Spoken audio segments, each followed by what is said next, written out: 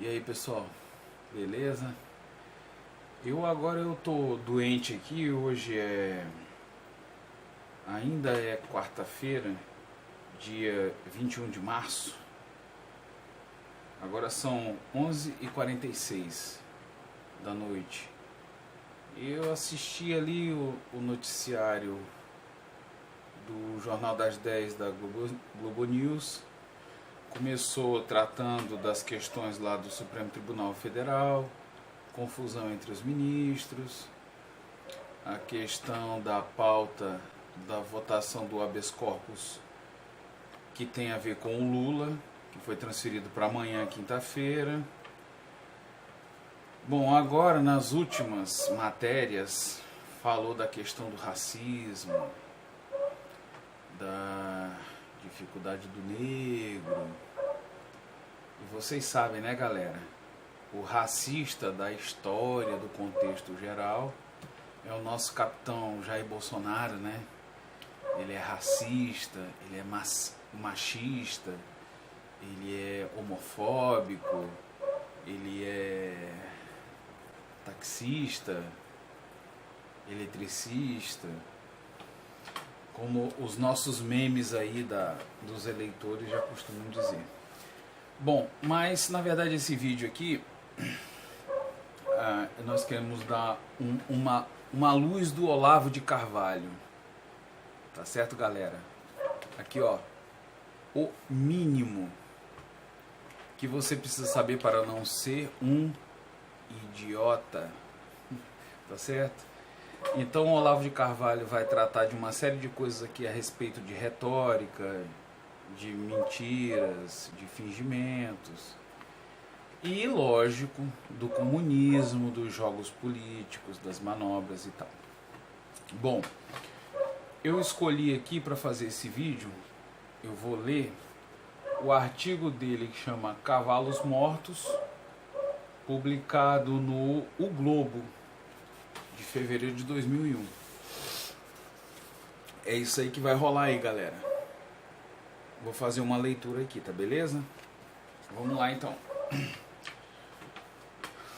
Nesse artigo, Olavo de Carvalho diz assim, ó: se é certo que romances, contos e peças de teatro registram algo da psicologia dos povos, nós, brasileiros, deveríamos atentar seriamente para o seguinte fato: nenhuma literatura no mundo é tão abundante de tipos insinceros. Eu vou repetir aqui, ó. Nenhuma literatura no mundo é tão abundante de tipos insinceros e fingidos como a nossa. Praticamente a galeria inteira dos personagens de Machado de Assis, Lima Barreto, Graciliano Ramos, Arthur Azevedo, Marx Rebelo, Nelson Rodrigues e tantos outros é constituída de pequenos farsantes, fracos e sem caráter, nos quais a mentira existencial se tornou como que uma segunda natureza. Não se tratam de mentirosos conscientes, maquiavélicos, demoníacos. Não temos um Iago, nenhum Verkovensky Jr., o maligno revolucionário de Os Demônios de Dostoiévski. São antes personalidades de pés de barro, erigidas em cima de falsa consciência, de um desvio do foco de atenção. Deslizam instintivamente para fora da realidade, como que por medo de se conhecer, de topar de repente com a imagem de sua própria miséria interior. Tímidas e esquivas, revestem-se incessantemente de máscaras verbais, cujo comércio preenche 9/10 de sua vida de vigília. O 10º restante, quando chega à consciência, é angústia secreta, reprimida, que não ousa dizer seu nome. Na tipologia de Lukács, que distingue entre os personagens que sofrem porque sua consciência é mais ampla que a do meio em que vivem, e os que não conseguem abarcar a complexidade do meio, a literatura brasileira criou um terceiro tipo, aquele cuja consciência não está nem acima nem abaixo da realidade, mas ao lado dela.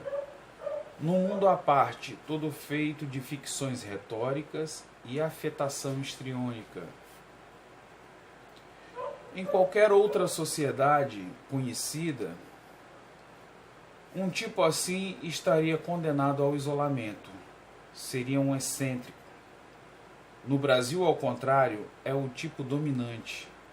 O fingimento é geral. A fuga da realidade tornou-se instrumento de adaptação social.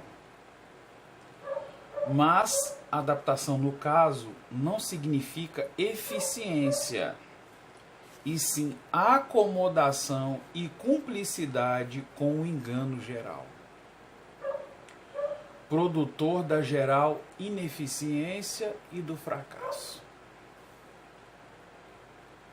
do qual em seguida se busca alívio em novas encenações, seja de revolta, seja de otimismo. Eu vou repetir. Encenações, seja de revolta, seja de otimismo. Então, eu vou abrir um parênteses, estou até fechando aqui, ó. Vereadora Marielle do Rio de Janeiro. Agora eu vou ler de novo aqui, ó. Vou ler de novo.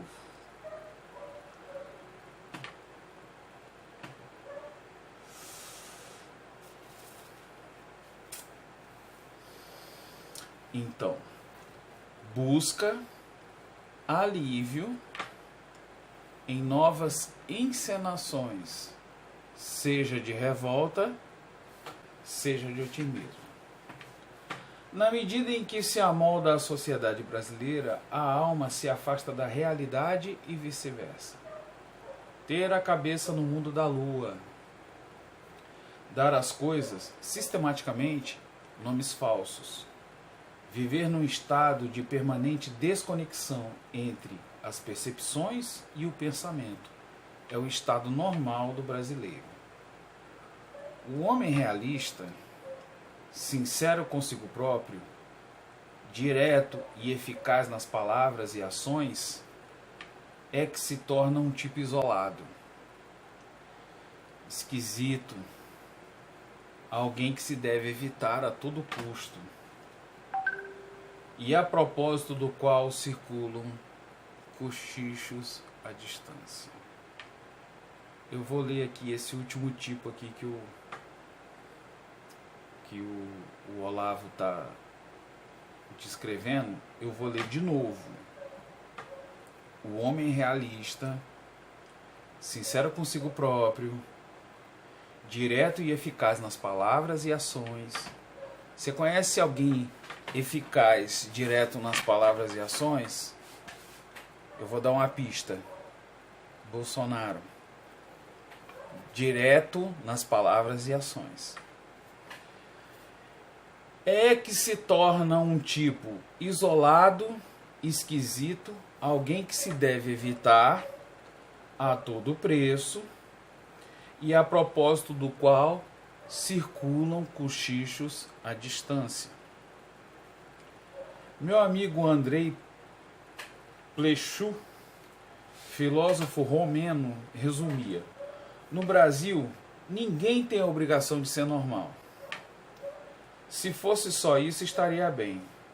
Esse é o Brasil tolerante, bonachão, que prefere o desleixo moral ao risco da severidade injusta.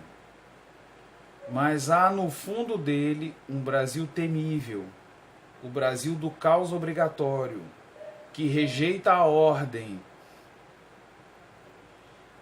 a clareza e a verdade como se fossem pecados capitais.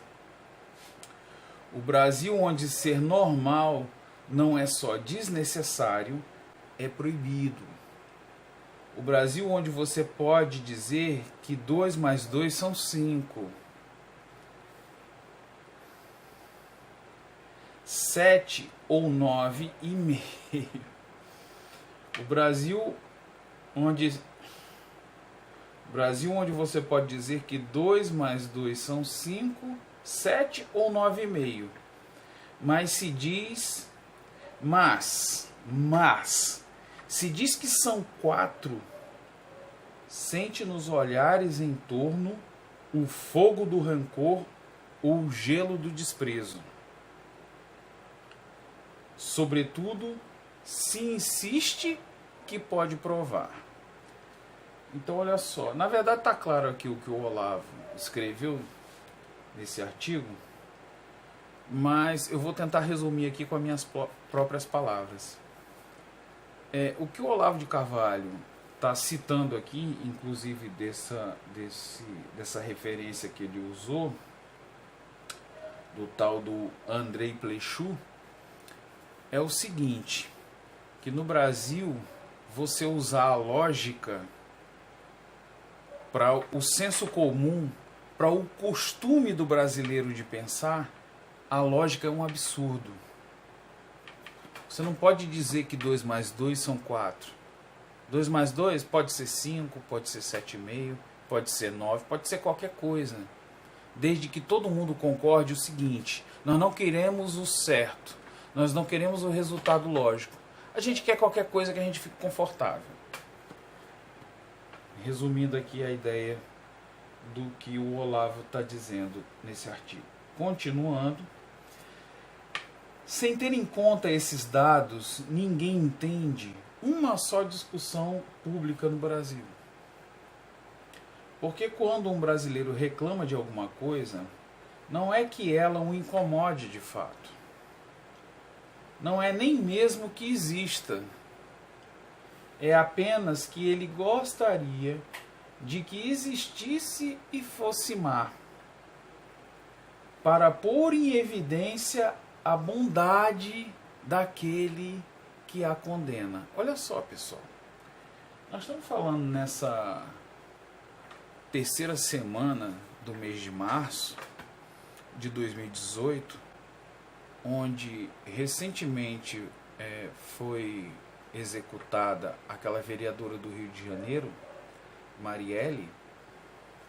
E aí, qual é uma das palavras de ordem dos manifestantes do bem contra o terrível mal que se abateu no assassinato dessa vereadora? Uma das palavras de ordem é o seguinte: tem que acabar a polícia. Tem que acabar a polícia militar. Então, tem lógica isso? Essa é a linha de pensamento que vai resolver o problema? Eu vou ler de novo o começo desse parágrafo que eu li antes de fazer esse comentário. Eu vou ler de novo o que o Olavo diz. Olha, sem ter em conta esses dados, ninguém entende uma só discussão, ninguém entende nenhuma só discussão pública no Brasil. Por quê? Quando um brasileiro reclama de alguma coisa, não é que ela o incomode de fato. Não é nem mesmo que exista. É apenas que ele gostaria de que existisse e fosse má, para pôr em evidência a bondade daquele que a condena. Bom, lidar com um jogo psicológico para parecer bonzinho no meio de uma argumentação absurda, na verdade, pessoal, a palavra que resume isso é hipocrisia. Então, vamos seguindo. Tudo o que ele quer é dar uma impressão que, no fundo, tem pouco a ver com a coisa da qual fala. Tem a ver apenas com ele próprio, com sua necessidade de afeto, de aplauso e de aprovação. O assunto é mero pretexto para lançar de maneira sutil e elegante um apelo que, em linguagem direta e franca, o exporia ao ridículo. Esse ardil psicológico funda-se em convenções provisórias, criadas de improviso pela mídia e pelo diz que diz, que apontam a execração do público, umas tantas coisas das quais é bom falar mal. Pois é, ontem mesmo, eu assistindo o Jornal Nacional, ontem, terça-feira, me surpreendeu quanto tempo de reportagem o Jornal Nacional dedicou a essa situação do assassinato da vereadora. Parecia que não ia acabar mais. Eles ficavam batendo nisso o tempo inteiro.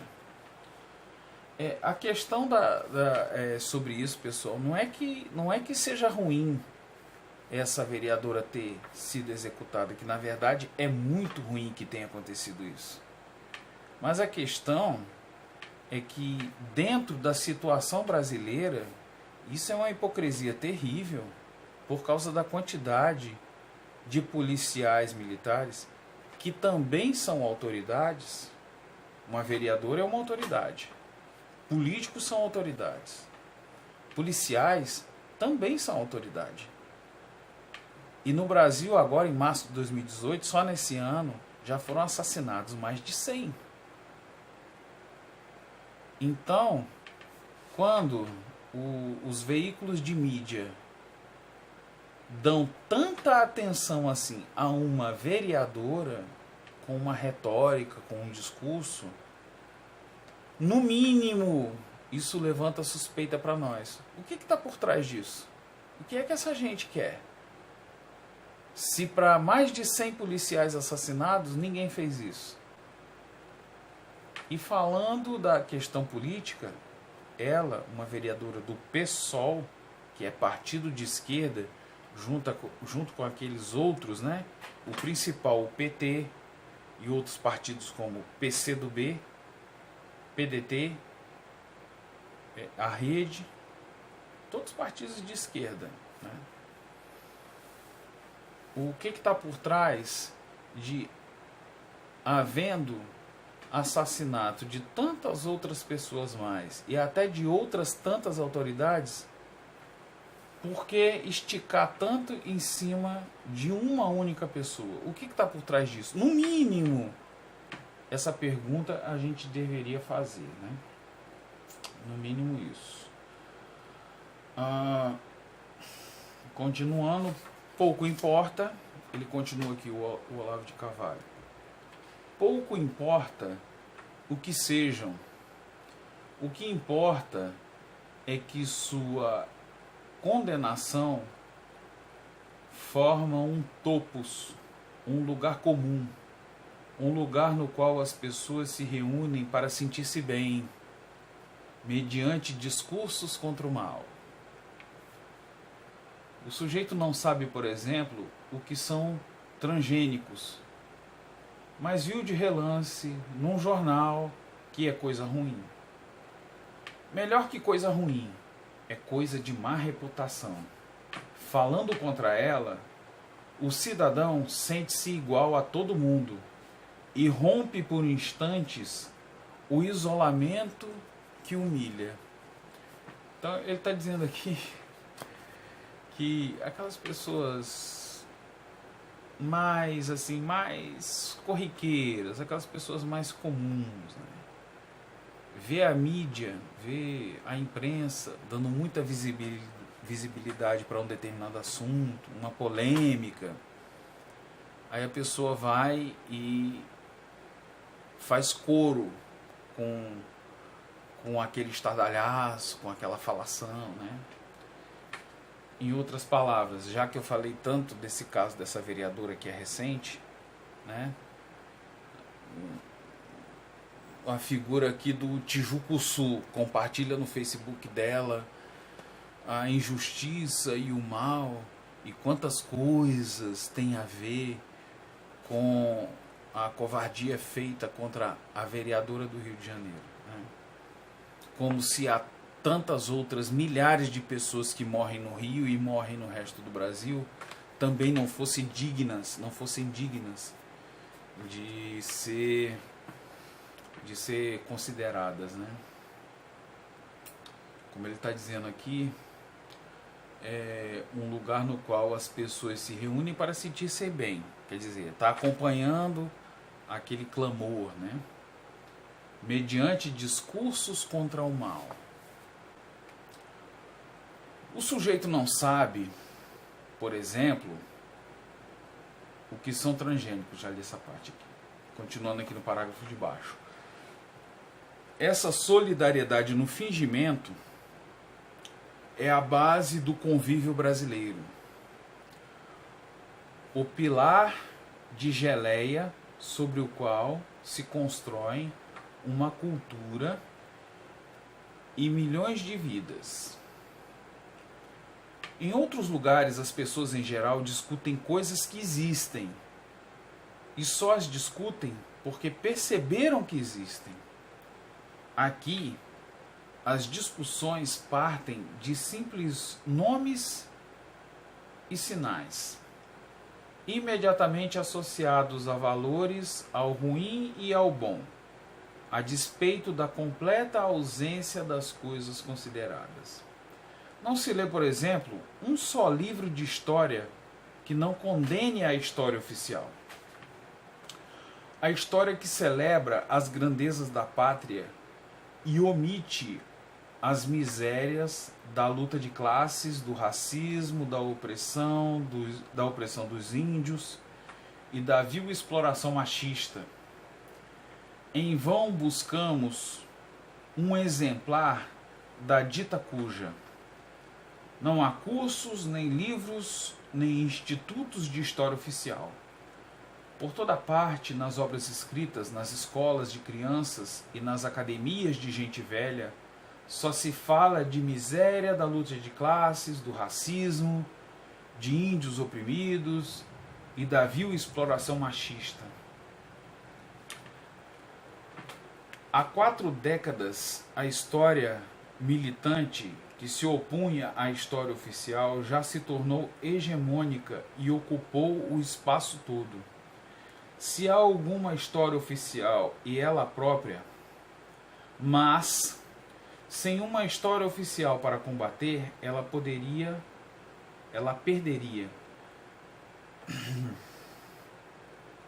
Mas sem uma história oficial para combater, ela perderia todo o encanto da rebeldia convencional, pondo à mostra os cabelos brancos que assinalam sua identidade de neo-oficialismo consagrado. Balofo repetitivo e caquético, como qualquer academismo. Direi então que açoita um cavalo morto. Direi então que açoita um cavalo morto? Não é bem isso. Ela própria é um cavalo morto. Um cavalo morto que, para não admitir que está morto, escoiceia outro cavalo morto. Todo o debate brasileiro é uma troca de coices num cemitério de cavalos. Então, o Olavo aqui, ele tem sempre uma abordagem assim muito culta, né? E mesmo na minha leitura aqui, eu tentei ser fluente, mas eu tô até tendo a impressão de que eu não tive muito sucesso, não. eu acho que eu preciso traduzir com as minhas próprias palavras a impressão que eu tenho do que ele escreveu aqui. Ele está dizendo que, de certa forma, quando ele fala da questão do academicismo, é que nas escolas e também nas universidades existe uma versão dos acontecimentos e dos fatos que tratam de um desenrolar da história brasileira ao longo das décadas e até dos séculos, que tem muito essa questão da opressão social,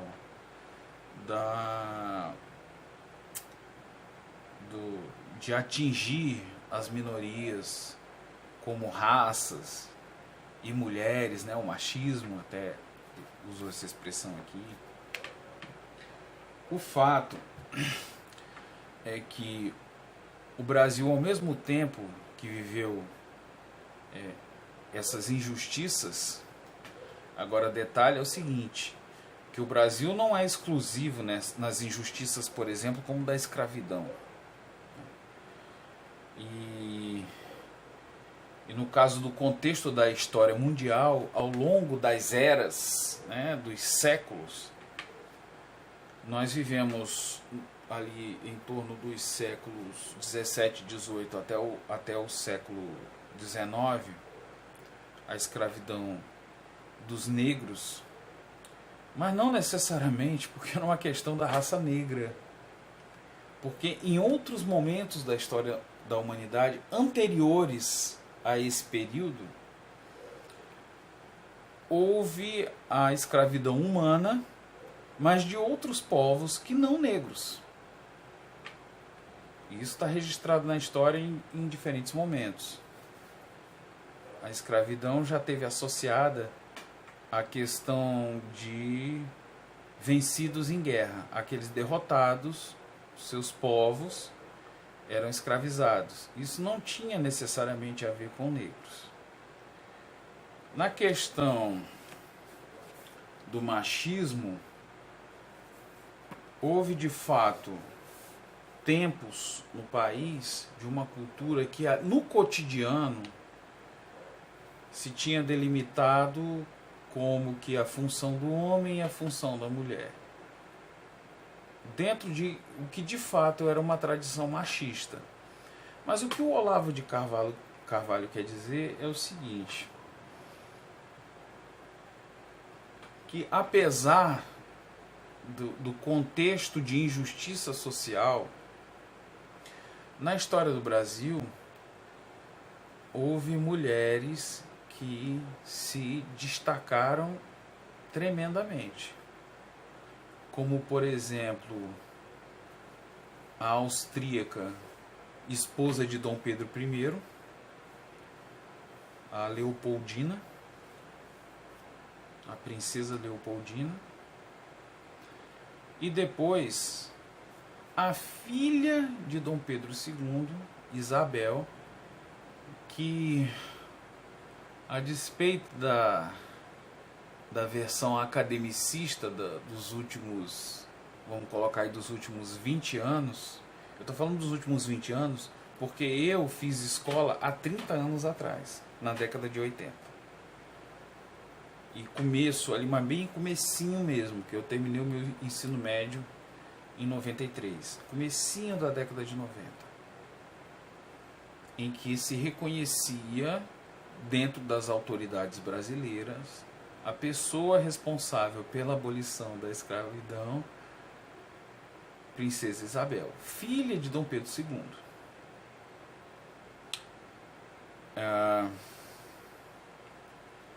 E como até por sinal ele viajou para a Europa, foi ela aqui, como regente, como herdeira do trono, foi que encaminhou esse processo da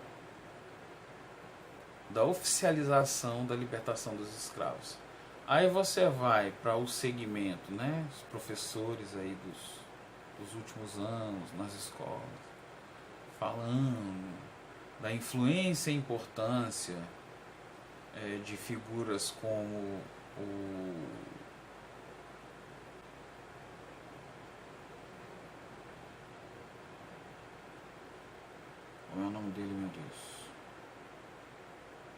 do Quilombo.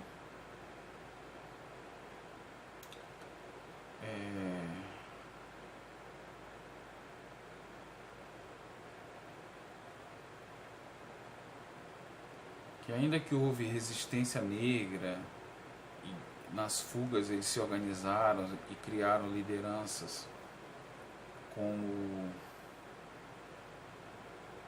o Zumbi dos Palmares, mas enfim, o fato é que criaram uma outra versão, enquanto na verdade foram figuras conservadoras do contexto ali da monarquia que existia no Brasil, os reinados brasileiros, né? Foi o Dom Pedro I e Dom Pedro II, que atuaram no sentido de tratar com os senhores de terra a questão da libertação dos escravos, que no Brasil não foi um processo traumático, como por exemplo nos Estados Unidos, que virou uma guerra, que foi a Guerra Civil Americana, que durou ali mais ou menos 5 anos. E no fundo o motivo inicial da Guerra Civil Americana foi justamente a abolição da escravatura dos negros. Já no Brasil houve primeiro um processo, né, uma sugestão de um processo, a lei do ventre livre, e depois os sexagenários, que eles foram determinando faixas de libertação dos negros gradativas até chegar em 1888, quando a princesa Isabel assinou a oficial abolição dos escravos, né? Bom, na verdade eu falei isso tudo a respeito de escravidão e tal, mas o foco é o fato do seguinte, é de que foi uma mulher que fez isso. Que antes dela, sua avó, a Leopoldina, esposa de Dom Pedro I, foram mulheres influentes, e não só isso, mulheres de muita formação, muita inteligência, conhecimento profundo, e que no contexto da história, essas mulheres na política e no governo brasileiro, elas não deixaram mancha de incompetência. E aí eu já estou fazendo uma sugestão e uma referência para o fato de que nós passamos uma vergonha recente, e com a primeira mulher presidente do Brasil nós tivemos uma absurda e completamente desqualificada. No contexto da história brasileira, há cerca de 150 anos atrás, nós tivemos exemplos de mulheres brilhantes, bem preparadas, com conhecimento profundo e vasto, com uma dinâmica e uma capacidade de articulação, de entrosamento com outras autoridades brasileiras, que não essa nossa experiência recente, que foi ridícula, né? Muito bem, pessoal. Então, com isso eu encerro aqui essa minha fala, esse negócio que eu inventei de fazer esse vídeo aqui. E principalmente chamando a atenção, pessoal, que aqui, ó, nós precisamos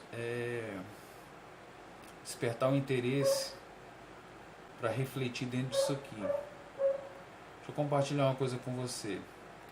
Na minha leitura, dá até para sentir que parece indigesto, porque isso aqui não seria, por exemplo, o que a minha filha de 9 anos consome.